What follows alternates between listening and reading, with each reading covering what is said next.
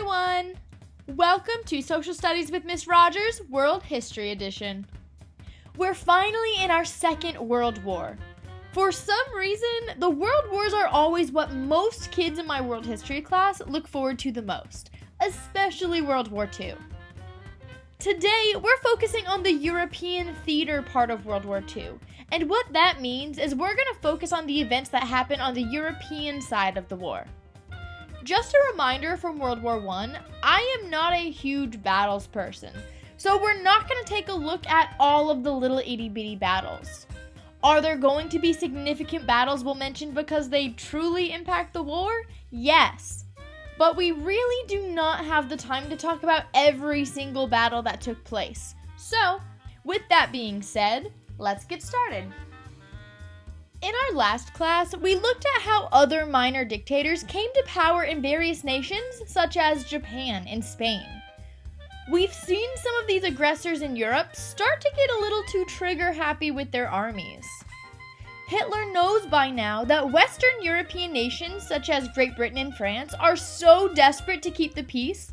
All he has to do after each conquest is say, "Hey, don't worry, friends, I'm done, so no more." And they believe him and just let him do whatever. He's playing them like a fiddle, and he's not sorry about it either. Hitler also makes a new friend out of Joseph Stalin, which is interesting because we've already learned that fascism and communism do not go together. So we'll see how that ends.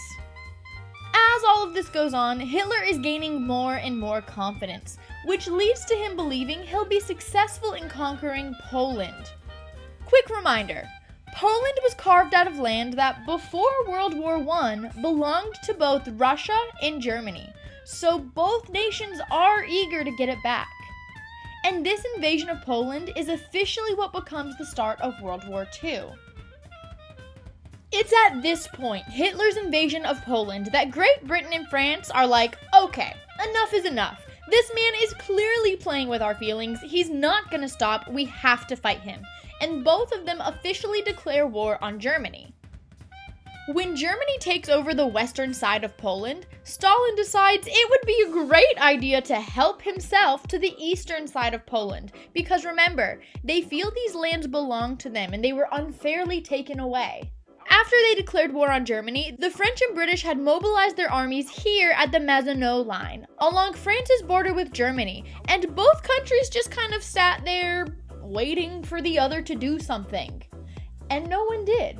Some called this the phony war, and others really hoped, oh, maybe this is it. Maybe we're just calling each other's bluffs and the whole threat of war is over. Wow, what a dream, am I right? Germany, of course, did end up taking action, but not on France. At least not yet.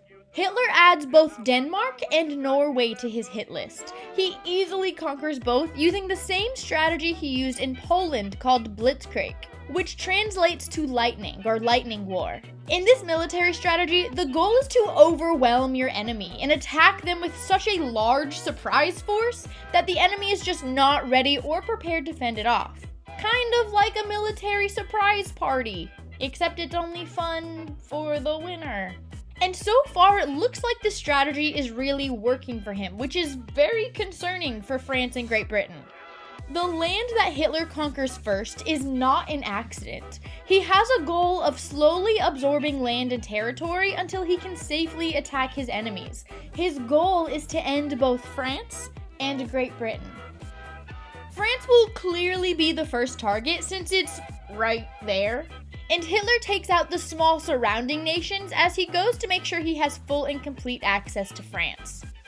In World War I, we saw the Western Front had trench warfare, and that led to a big stalemate, but that's not the case in World War II. Germany kept France's attention on their conquering the surrounding countries of the Netherlands, Belgium, Luxembourg, and while they were distracted, the Germans were able to sneak into France and trap the Allied soldiers. This large group of soldiers surely would have been gunned down, but in one of the most memorable and heroic acts of this war, the British sent 850 ships across the English Channel to Dunkirk, where the Allied soldiers were trapped. Great Britain sent navy ships, fishing boats, yachts, paddle boats, anything they could get a hold of. Remember, in total war, everyone is gonna pitch in. Everything is given to and for the war effort back home. The whole nation is in this together. Therefore, everybody wants to do what they can to help save these soldiers. The whole world may be at stake right now, and the civilians know to take that seriously.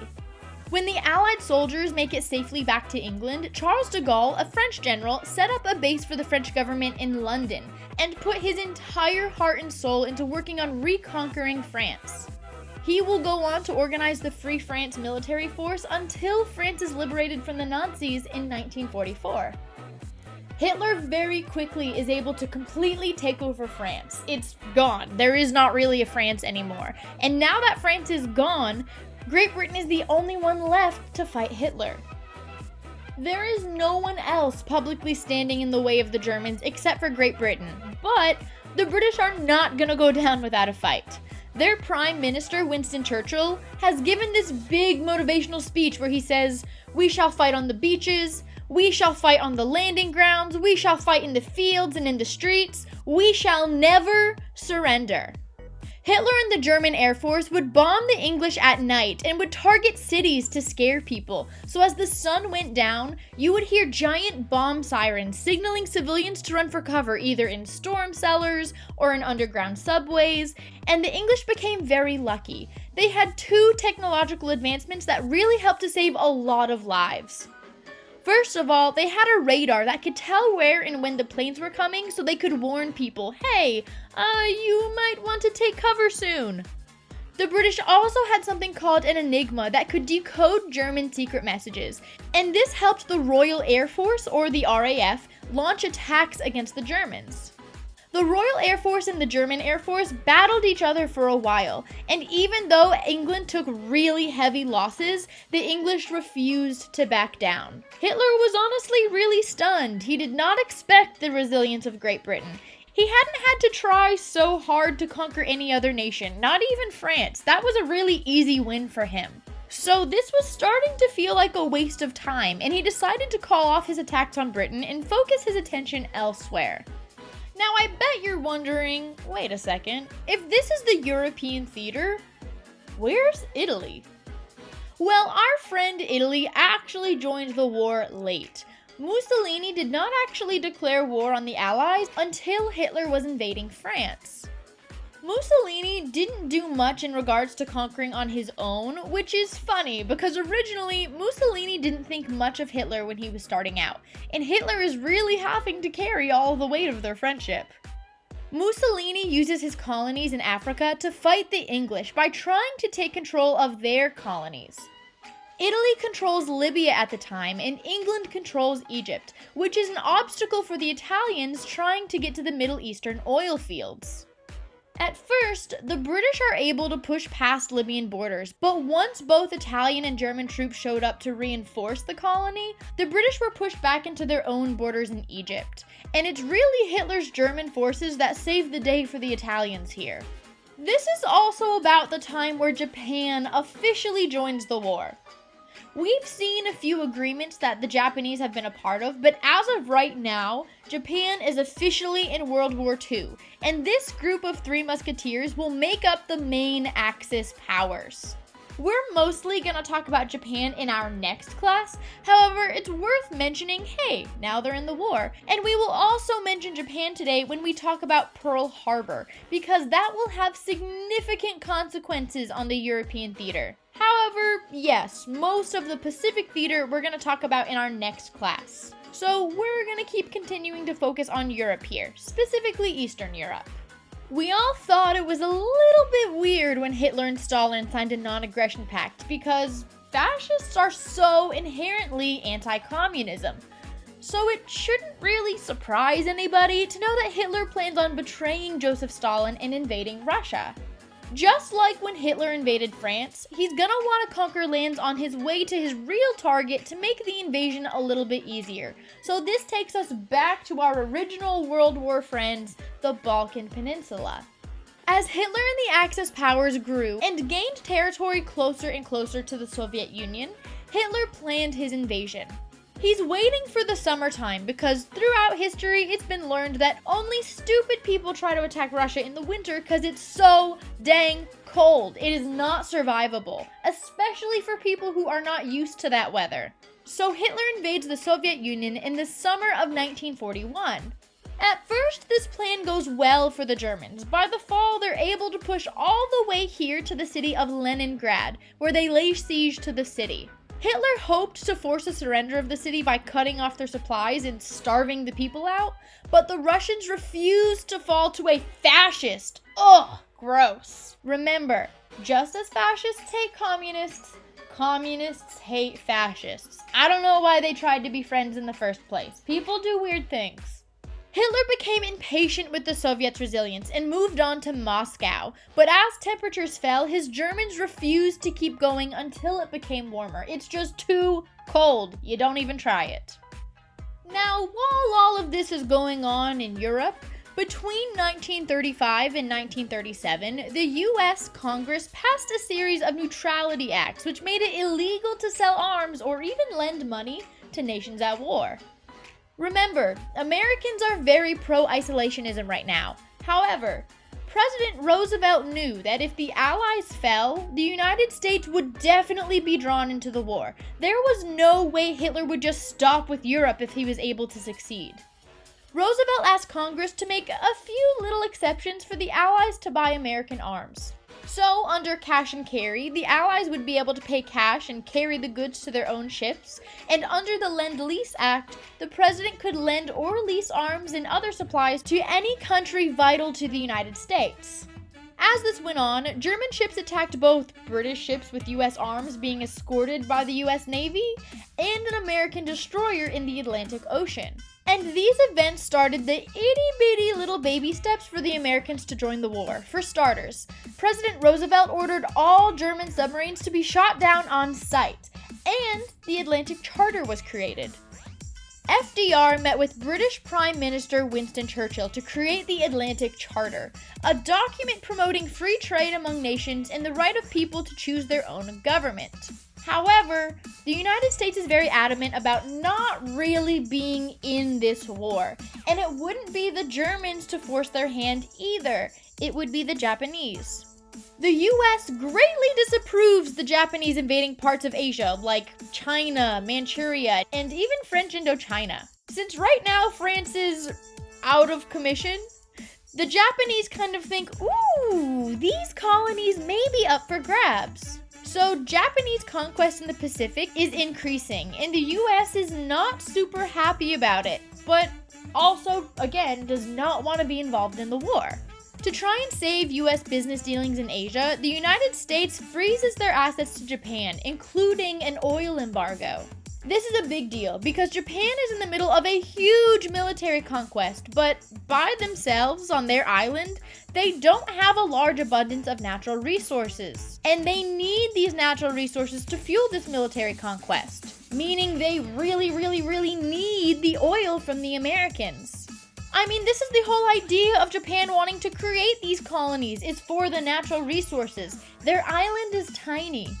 But America creating this oil embargo really angers the Japanese, who, 1, are stressed because the US is trying to punish them and tell them what to do, 2, they need resources, and 3, they're now concerned the US may try to further stop them or even involve themselves in the war against Japan, and Japan doesn't want any of this. So the Japanese create this goal of knocking out the US Pacific Fleet at Pearl Harbor, which is a military base located right here, so that the US would be unable to physically stop them from continuing their conquests in Asia, just in case they were to want to intervene.